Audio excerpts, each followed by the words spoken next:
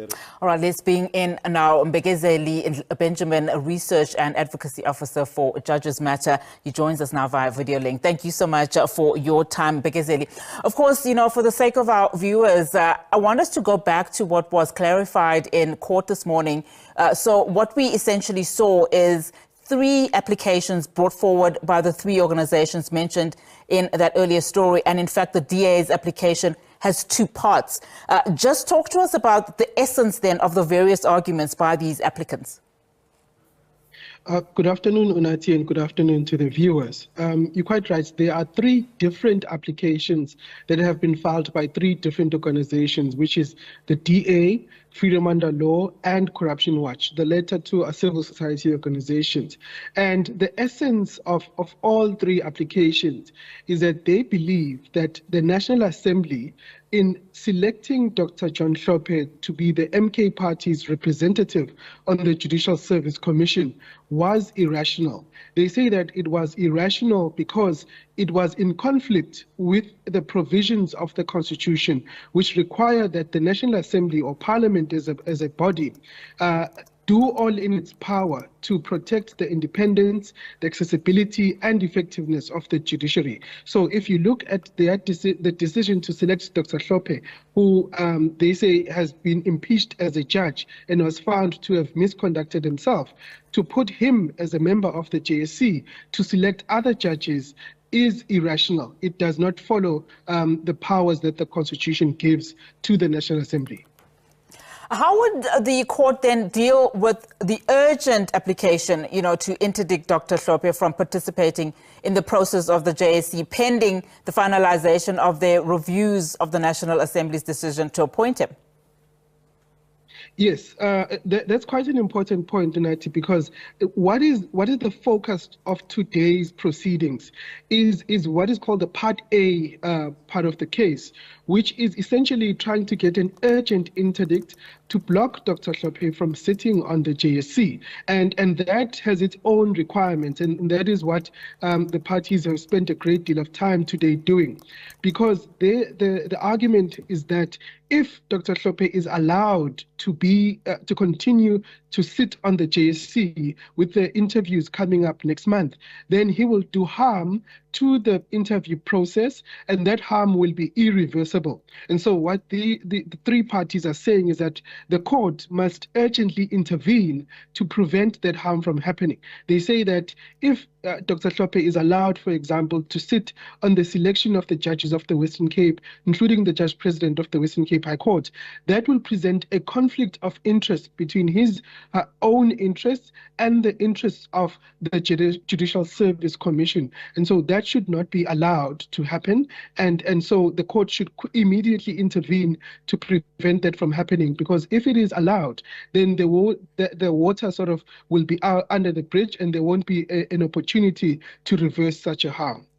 I want us to then focus on how the National Assembly itself is being challenged. I mean, the DA has described its application to have, Hlophe's appointment to the JSC rescinded as a precedent-setting case. What then does that say about the way in which the National Assembly is now being criticized as not really taking due process to make appointments or applying its mind?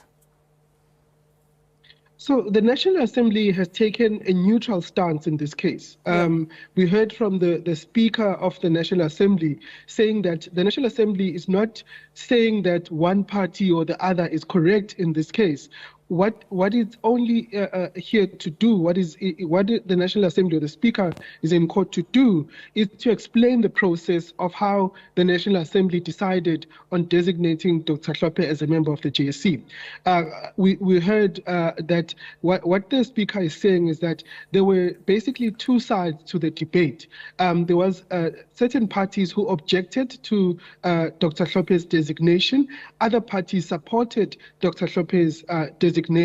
And one party, like the ANC, decided to just sit it out because they had argued that there is no provision in the Constitution or in the conventions of the National Assembly which allow parties to block the selection of another party for a designation. So what essentially the Speaker is saying is that she was guided by the conventions of the National Assembly, and those conventions didn't give her any power to prevent Dr. Hlophes from proceeding to be designated. And so in this case, she is taking a neutral stance and leaves it in the hands of the court to decide what is the proper role and function of the National Assembly when it comes to designations of this kind.